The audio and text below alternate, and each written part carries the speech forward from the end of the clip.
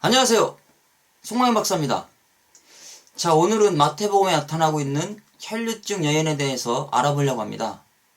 자, 혈류증 여인이 예수님을 만나서 고침받는 장면들이 나오는데요. 그 혈류병 여인이 고침받는 그 장면 속에 비밀이 숨어 있습니다. 오늘은 그 비밀을 통해서 하나님의 의도를 깨달아 보겠습니다. 자, 마태복음 9장 20절에 보면은요. 12해 동안이나 혈류증으로 앓는 여자가 예수의 뒤로 와서 그 겉옷가를 만지니 이는 제 마음에 그 겉옷만 만져도 구원을 받겠다 함이라. 예수께서 돌이켜 그를 보시며 이르시되 딸아 안심하라 내 믿음이 너를 구원하였다 하시니 여자가 그 즉시 구원을 받으니라 그랬습니다. 자, 여기에 보면 12년 동안 혈류증으로 고통당하는 한 여인이 있었습니다. 자, 성경에는 12라고 하는 숫자를 이야기합니다. 자, 우리가 게마트리아 수신학에 보면 12는 통치의 완전입니다.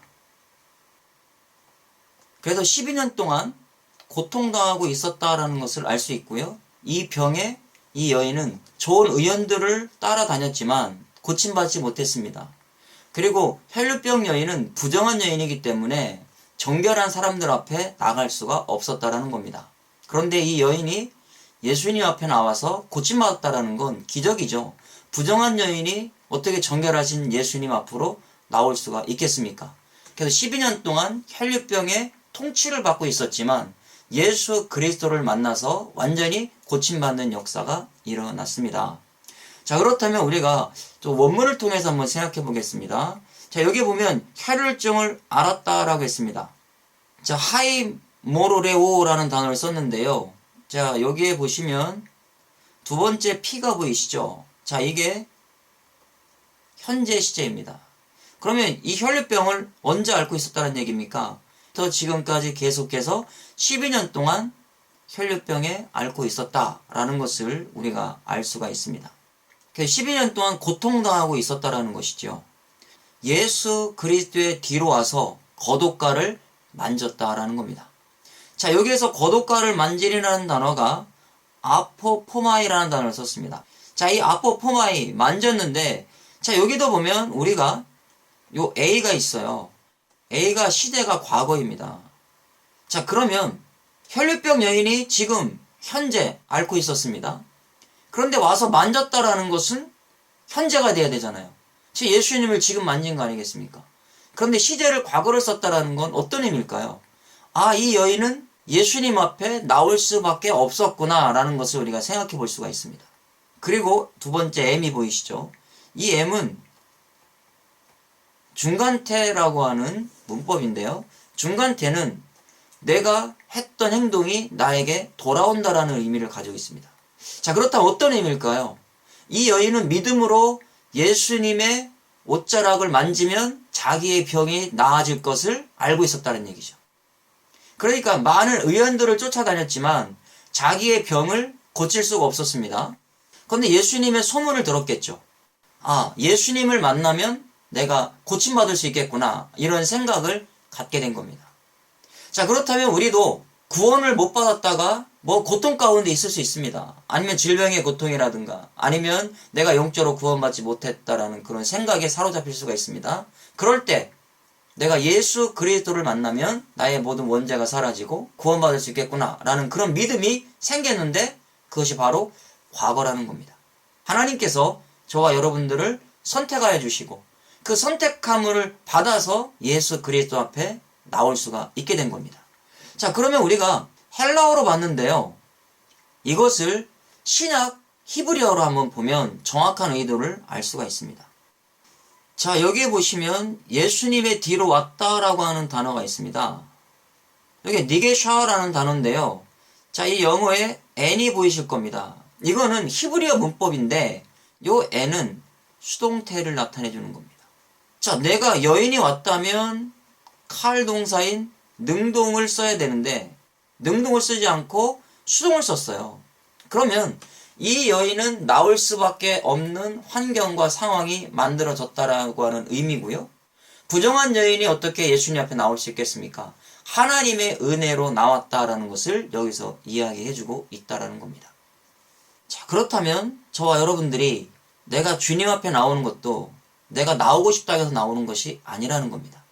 하나님께서 은혜를 주셨기 때문에 부정한 죄인이 예수 그리스도 앞에 나와서 구원의 은혜를 받게 되는 겁니다. 자, 여기에서 겉옷가를 만졌다 그랬습니다. 자, 예수님의 겉옷가를 만졌다라고 하는 이 단어가 카나프라고 하는 단어예요. 그러면 우리가 요 367 하나를 한번 보겠습니다. 자, 367 하나를 보면 카나프, 날개, 말단, 끝. 그러니까 예수님의 옷의 끝자락이라는 것을 알 수가 있겠죠. 그러니까 옷의 끝자락을 잡았다라고 하는 의미잖아요. 이 단어가 카나프입니다. 그런데 예수님의 끝자락을 잡았는데 혈류병이 완전히 사라지는 역사가 일어난 겁니다. 자, 그렇다면 이것은 어떻게 치료함을 받았을까요? 자, 말라기 4장 2절에 보면요.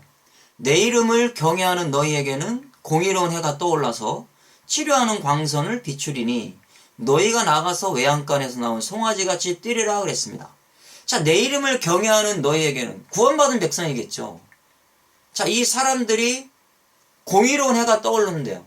자, 공의로운 해는 신약에 오실 예수 그리스도를 의미하고 있습니다. 그럼 예수 그리스도의 해가 떠올랐는데 그것을 통해서 치료하는 광선을 비춰주신다라고 말씀합니다. 그럼 치료함을 받는 거예요. 자, 오늘 혈류병 여인도 치료함을 받았잖아요. 어디를 잡아서요? 예수님의 옷자락, 바로 끝. 그 끝을 잡아가지고 구원을 받았고 치료함을 받는 역사가 일어났습니다. 그럼 그 끝을 한번 생각해 보겠습니다.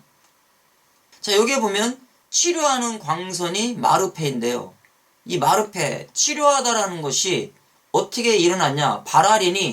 바라린이라는 단어를 보니까 카나프라는 단어를 썼어요. 아, 저와 여러분 놀랍지 않나요? 이 카나프라고 하는 단어가 뭐였습니까? 자, 예수님의 옷가라는 단어와 같았습니다.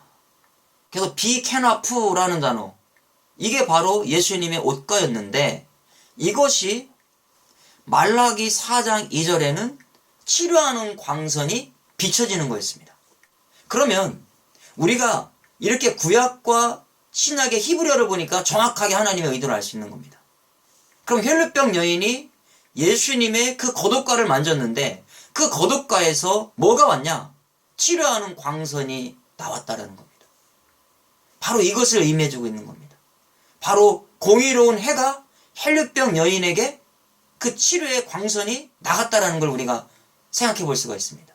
바로 이 혈류증 여인은 자기 스스로 나온 게 아니잖아요. 수동태였습니다.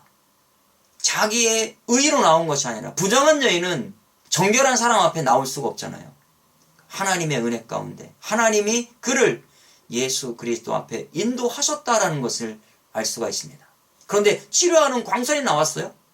그럼 우리도 예수님의 옷자락을 믿음으로 잡을 때 우리의 모든 원죄가 사라질 것이고 자범죄가 사라져서 구원받는 역사가 일어나게 되는 겁니다. 저와 여러분, 우리는 주님의 옷자락, 이 카나프를 붙잡고 있나요? 믿음으로 잡고 있나요? 지금 저와 여러분들이 힘들고 어려움 가운데 있나요? 혈류병 여인처럼 12년 동안 완전히 이 병에 통치받고 있는 삶이었나요? 아니면 가난과 고통 속에서 정말 통치받는 것처럼 고통 속에 있나요? 오늘 이 시간 예수 그리스도 앞으로 하나님께서 나오게 하셔서 그분의 옷자락을 잡게 하시고 그 카나프를 잡음으로 말미암아 치료하는 광선이 저와 여러분들의 영혼과 육신과 삶 속에 임할 줄로 믿습니다. 그래서 우리는 어떤 사람이 되는 겁니까? 외양간에서 나온 소처럼 뛰게 된다라고 말씀하고 있습니다. 자유함을 주신다라는 것이죠. 그러면 오늘 이 시간 저와 여러분들이 영육으로 자유함을 받는 그런 놀라운 하나님의 역사가, 주님의 역사가 체험되는 시간 될 수 있기를 바랍니다. 오늘 여기까지 하겠습니다. 수고하셨습니다.